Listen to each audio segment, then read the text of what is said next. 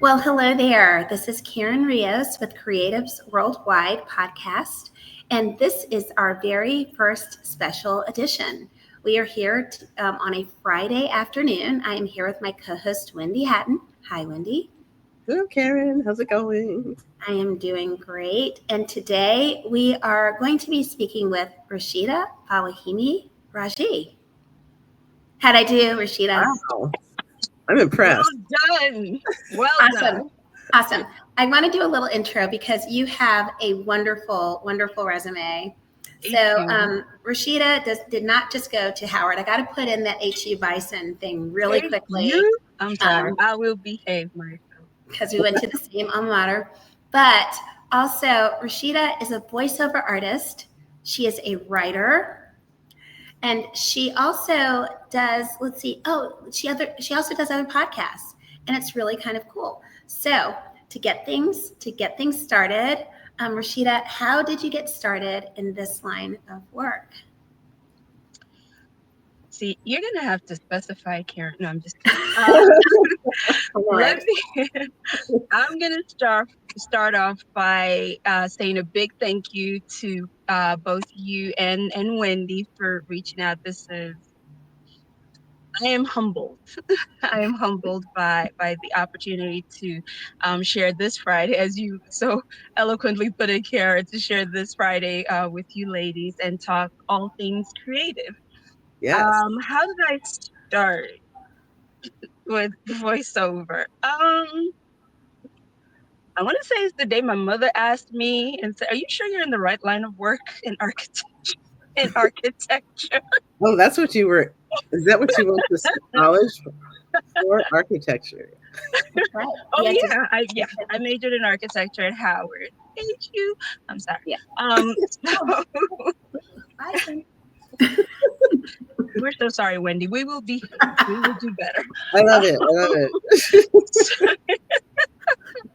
So, how did I start? Usually I started by telling people I'm such a cartoon head. And I don't know if you could tell him quite the animated one, but I just love cartoons growing up, and I still do.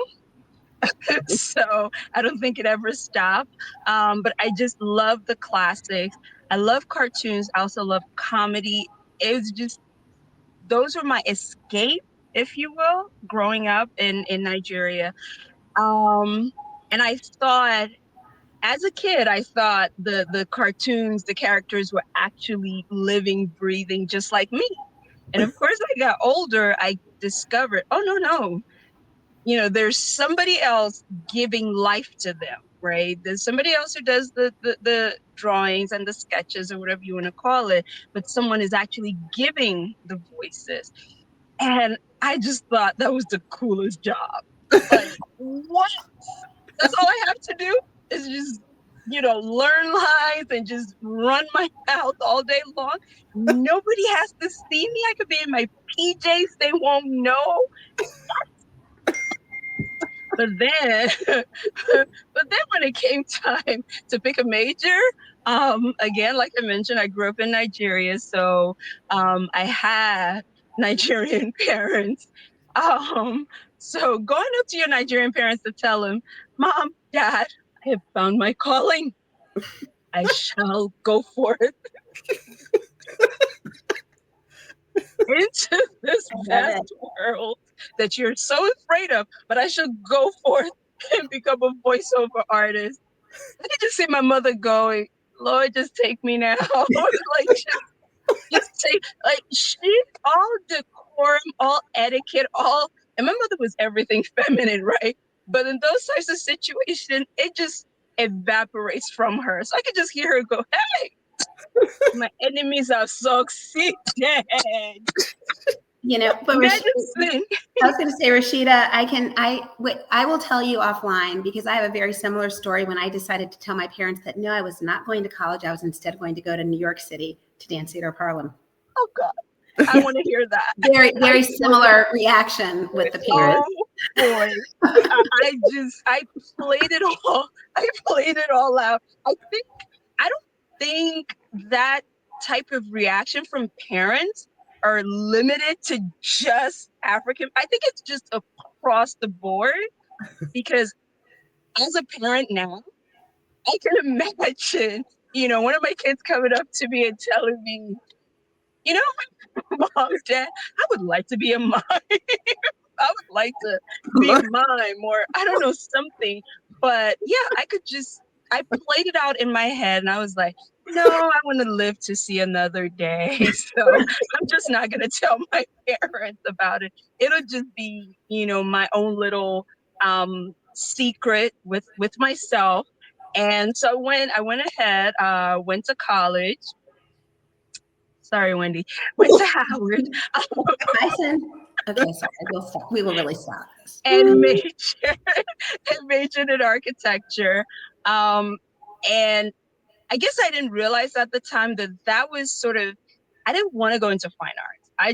It just didn't appeal to me. But that was sort of my balancing act of, okay, I'm gonna please my parents, but I'm also gonna do something creative. So thank goodness graduated, got a really good job. So their dream came true. But just around the house, I would imitate, and that I know I get from my dad, hands down. The ability to impersonate, to sound like somebody else, whether it be the accent, the tone of voice, just going all over the place. But it just got to a point, and my mom was my first audience. Like she would just laugh, like she would look at me like, "What have I done?" And so one day she just said to me, this was many years ago. She was like, "Are you sure you're not in the wrong line of work?" I'm looking at her like, "Really?" 10 years later, mom, really? She's like, "No, really. Like, do that again." Doing anything again. But again, still, sort of pushing it aside.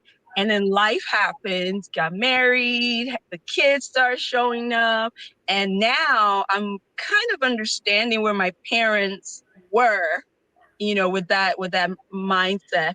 Fast forward to a few years ago, I wouldn't say 11 years now, sometime in January, I was just so restless. I was like, oh, well, people are putting up videos and there's this thing called YouTube. Wonder, let me give it a shot.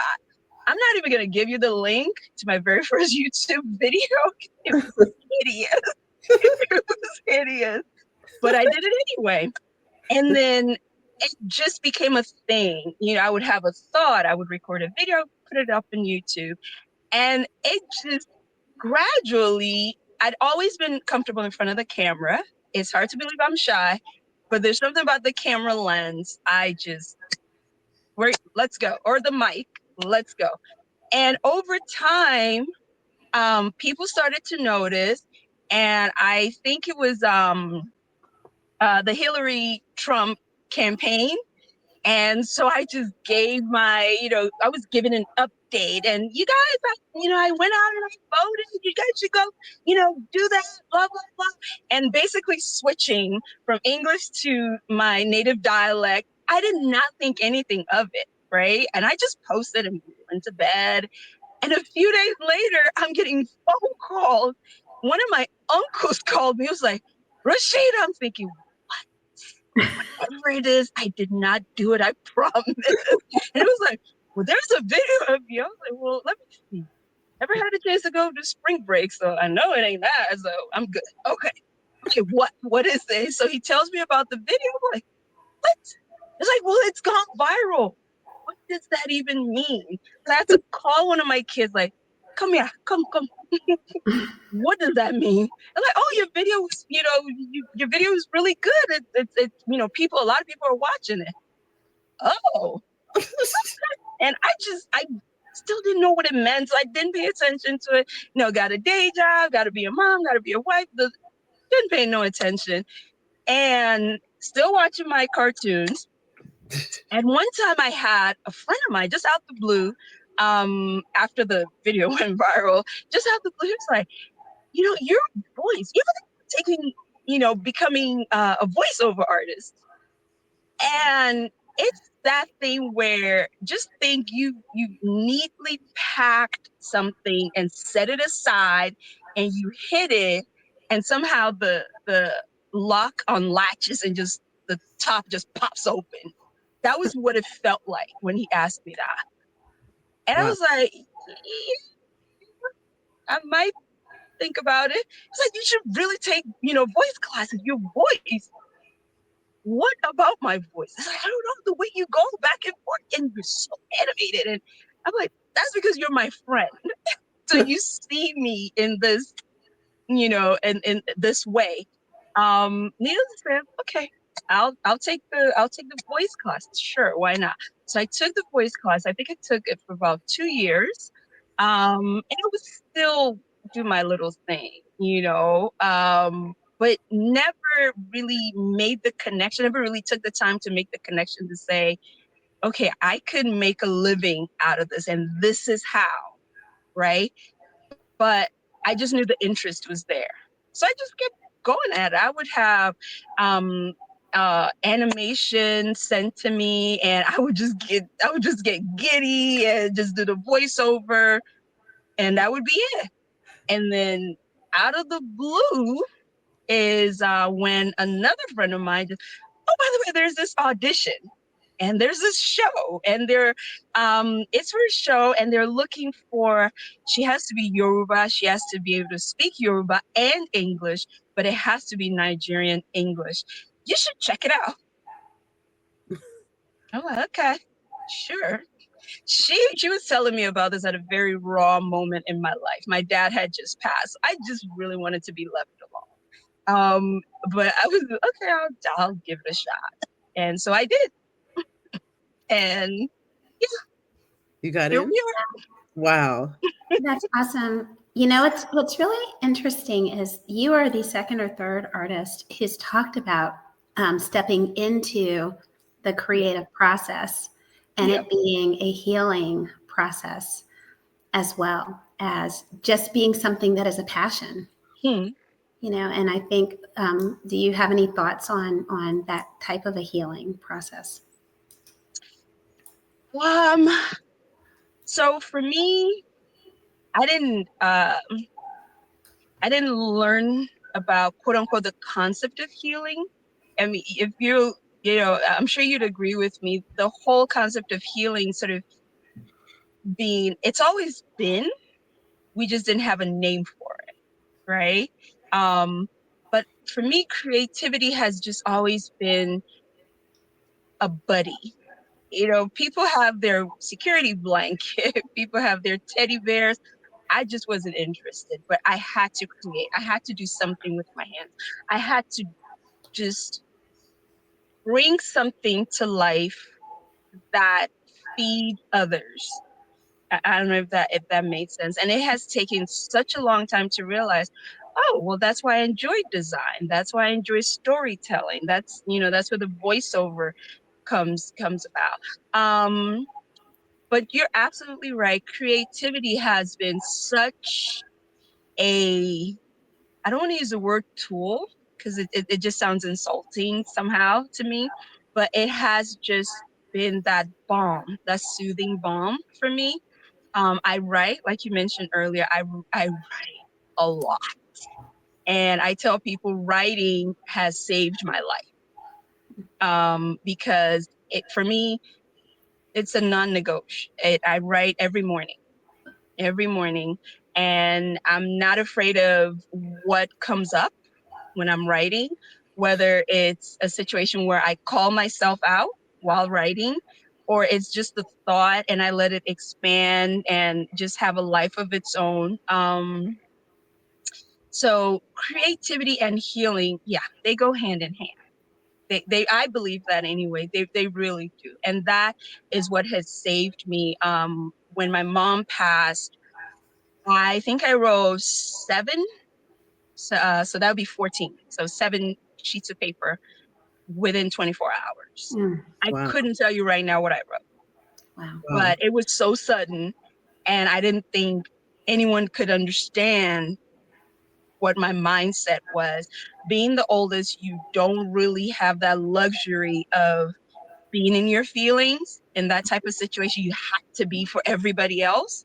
But I just needed somewhere for me. So I ended up writing. I remember looking back on it, I was like, 14 pages though? Really? Wow. And yeah, it years later now, it's looking like it'll serve as basis for uh some creative projects that I'm working on. But yeah, you're absolutely right. Creativity, there's just it's healing, it's therapeutic, it's cathartic. It's because it brings you to your true sense of self. Hmm. I think Yeah. that's what creativity does. Yes. Whatever medium. Yes. If anybody's watching the replay on Be Connected, look on the little button in the middle where you see Rashida smiling face, and the button underneath will take you to her SoundCloud um, platform where she has all of these different voiceover examples. Right? She sounds like a different person in each one. You have to try it. And if you're watching on YouTube, we'll put the link down there so that you can experience Rashida's talent. It's just amazing. I hope you didn't mind. You got it on LinkedIn, so Oh, yeah. I try. I really do. it's amazing. It's like, is that the same person? No, She's like, you really that's are me. you're very talented. Can I ask Thank you. also, would any of the listeners know any of the voiceovers that you've done? Is there anything that we would recognize that you've done? Um, so starting off, I wouldn't say once I decided, but once I just, okay, see. Let us let's see where this thing will take us. Especially now that my parents are here. God bless them. But like, let us see where this thing will take us. So I did the one that I was talking about with it was for like COVID awareness for kids, but specifically for Nigerian kids. So I did that. I've done PSAs for health insurance strictly in my dialect. How the guy talked me into it, I'll never know. I've done that. But right now, the love of my life right now is the other side of the story that I was telling you about, where my friend had reached out to me to audition. I did get a part. I didn't get the part that I initially read for, so they responded and said, "Well, we loved your audition, but we would like for you to read for this part." I was like, "Oh, okay, I'm vested now."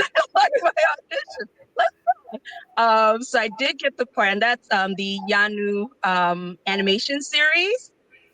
And what makes it so wonderful is, first of all, the name. It's a Yoruba name because the story is based on Yoruba mythology. It's based on Yoruba history. It's set in Nigeria. It's based on a comic book, actually, a comic series. And Iyanu literally means something that just astounds you so much, and it rips your mouth because you go, ah. So that's where it comes. But Iyanu really means wonder, right? And that it debuted April 5, Okay. just a few weeks ago, what would have been my dad's birthday. So it debuted April 5. I know, right? Yeah. And it's just been getting just positive accolades, just positive feedback from a lot of folks. It's on Cartoon Network. Okay. So it comes on Saturdays, 9:30 on Cartoon Network, Okay. and then 9:30 on HBO Max on Sundays. Wow. So Um, yeah. can you share that information with us so we can pop that into our YouTube as well? I can't do you want me to I can email it Just if you prefer. Okay. You're So right. yeah. I'll send that. But yeah, that right now and my debut my debut episode was last week and I had my siblings, my brothers and sisters calling like, no way that was you. Like, that's what I'm told. That's what it's like, no way. Oh my God. And we're all screaming, because again, we all grew up watching Cartoon Network. So to be a part of a project on Cartoon Network, like, I don't know, 30 years later, right? It's just unreal. Wow, More than 30 years later. So yeah, that's it's still a ride, but it's been a ride, and that I'm is so amazing. grateful. Yeah, that's so awesome. It brings it full circle. And I'm sorry, Wendy, and I was just going to say one thing, and that's just it brings it full circle. But I'm sure it's also very powerful for you to be able Yep. to do it in your, this is a part of your culture as well. So I think that's really, Yes. Yes. Yes, that part. And it's what I love about the show and the story, even though it's, again, like I said, it's a kids animation show, but when you watch it, when you uh allow yourself to just immerse into the story, it's a story about all of us, right? It's a story about this young girl. She's preteen, like 13. Well, she's a teenager, 13, 14, an orphan. She's got superpowers, but she just wants to be a kid. And you're telling her she has to save, these people and save Yoruba land, who are not very appreciative, by the way. I don't know if that story sounds familiar to any of you ladies, where I'm trying to help you out, right? I just don't have to. I can just go my own way and mind my business. So that's what I mean by it's a story for all of us. It's a story about being true to ourselves. Of course, she has to go through the process, of even accepting her powers, right? So it's awesome. It's awesome. If I were into tattoos, I'd get tattooed, but I don't do needles.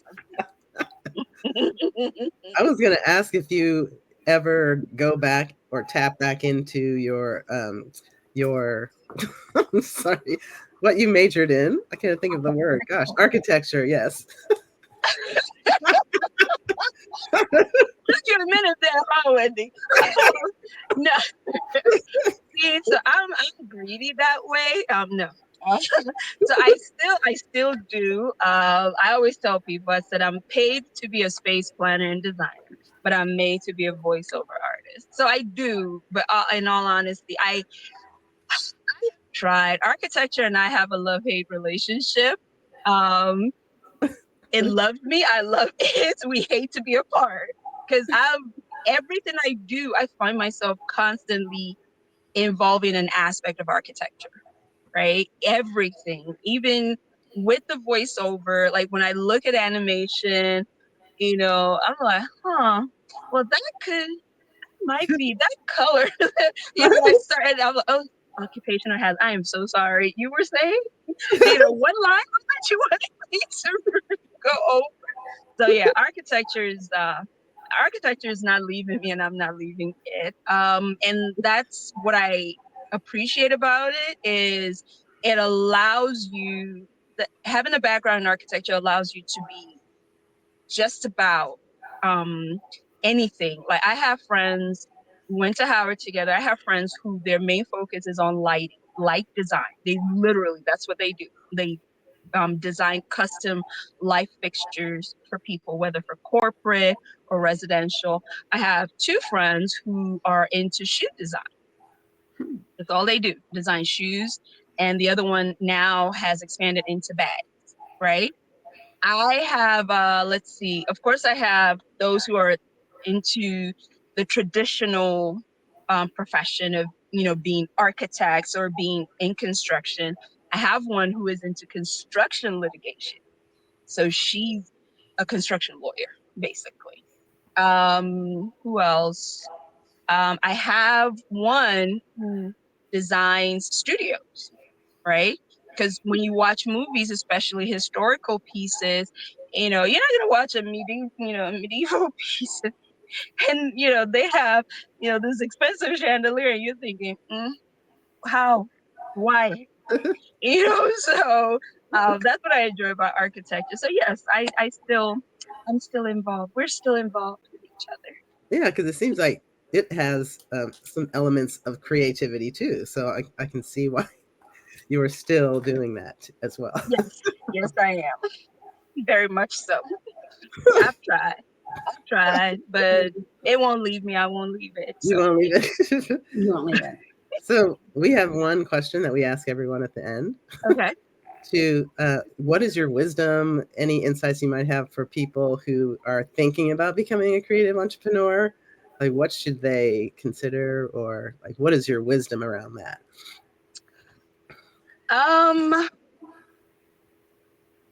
Hmm. Allow yourself. Like if I were told that's it, you got 5 words or less, and I would say allow yourself. Just Mm, let yourself be.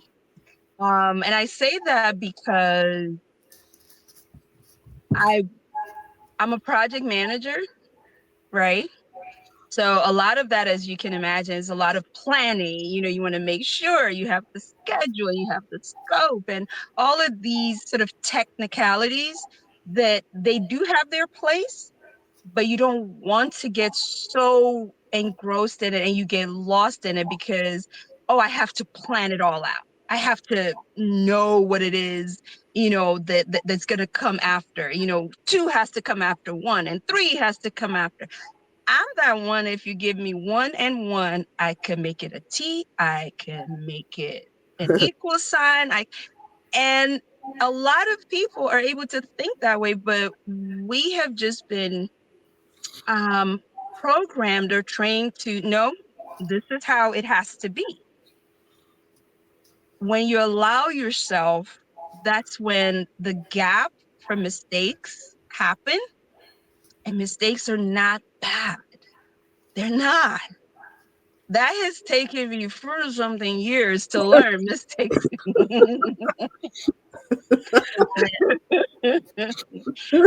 I said it with my full chest. It has taken me 49 years. Yes, I aged myself. Leave me. Um, but that is where the magic happens when you allow yourself okay, so the mistake happened. Okay, so you tried this, it didn't work out. Why? Sometimes it will work out. You just need to why didn't it work out? Is it because of this time? Was it something I said? Was it something I could have said? And you allow yourself, and sometimes not sometimes, in allowing yourself, you discover other things that, so I had to, okay, that part. My late uncle had a very good saying, and I'll say it in Yoruba and try to translate. He would always say, "Ibita lo jino, amo ibita manya lopo," which basically means our journey is very short, right? Where we're going, where we're meant to go, is a very short distance. But being who we are as humans, we're constantly making all these turns and, well, maybe I should no, keep going. Well, actually, when I talked to Karen the other day, she said this is the way she did it. So let me try that. No, your name is Rashida. Keep going. So a lot of times we take all these unnecessary detours and we complicate things. But once you allow yourself, that's where the magic happens. Like that's I wish there was I had a longer a longer story or something longer to say, but just allow yourself. Just Well, but allow yourself the person you need, the information you need, the talent you need, the thoughts you need will all come once you allow yourself. I was going to say there's something also very inspiring that you did that I think I want to pull out a little bit because it's very beautiful. And I think that it goes with the idea of not waiting for it to be perfect. You just did it. You just did it. You turned on the video and you did it, and you didn't really care. And I think that's something so great because I think a lot of times people do wait for perfection or they wait for all of the pieces to be together. And then I when want a shinier sign. Yeah, I was talking to Wendy about this. I said, there's like one piece missing, and then I'm ready to do it. But it's one of those things where I'm talking to you. It's just like, nope. I turned on the camera. I did it. I posted it on YouTube, and and I think that's something that a lot of times we do hold ourselves back a little bit, which goes back to your allow yourself. Yep. I like that one video you did that went viral. Yes. Yes. That's pretty amazing. You didn't even know what you were doing. I know. So awesome. What a great story. The funniest thing is when I did that video, I was scared. And when I say I was scared, I wasn't scared of making the video. I was genuinely scared in that moment. It was on Halloween. I never forget. It was October 31st of 2015. Because, October 31st of 2016. Yes, 2016. And I had just gone to vote. And it was late at night. I left the office after work, went to vote, and it was just, the mood was just so heavy. And I'm like, I've lived in this country for so long. I've never experienced this, right? So I had to make that video like, Edaku, please, Biko, please go and vote. Like, I just go, please, and I'm just, so I started off the video, and I think that's what kind of threw people, at least that's what I've been told. I started off the video in English, and like, there was no, according to folks, there was no transition point. It was just American English, go, go, go, and then boom, go into Ondo dialect, and I just went off. Like, I'm gonna need y'all to just go. And that was it. And I've stopped telling people this is how I talk because nobody believes me. Like, I'll meet people and they'll say something. I'm not gonna stand here and just say something. Say something. Please say something. Something. No, not that, but just something. Okay. All right. I love that. So amazing. You are amazing. I'm You so really glad are. I found you. Thank you. Thank you so much for coming and meeting us and spreading your insights for others to appreciate. And it's just amazing what all your stories. We could talk to you for hours. We really could. Definitely. See, that now I will take that to mean that I am invited back. So I would just wait for my next invitation. Absolutely. We would love to have you back. So yeah. Well, Wait. thanks everyone for watching. Thank you. Great. Thank you so much. It's amazing conversation, and we hope to see you back again. We will definitely hear some of your other stories and things. And if y'all haven't had a chance, go ahead and listen to those voiceovers. They're just they're her? Amazing. Is that you just go one after the other? It's like, is that really her? No, that's somebody else. I wonder that must say something. Well, thanks everyone for joining sound us. Effect. Right. Thanks for joining us, and we hope to see you again the next time. And thank you again, Rashida, for having us. Yes, ma'am. My pleasure. Has been fantastic. Thank you so much. Thank you for having me. Absolutely. Have a great weekend. You too. Yes. Bye. Bye.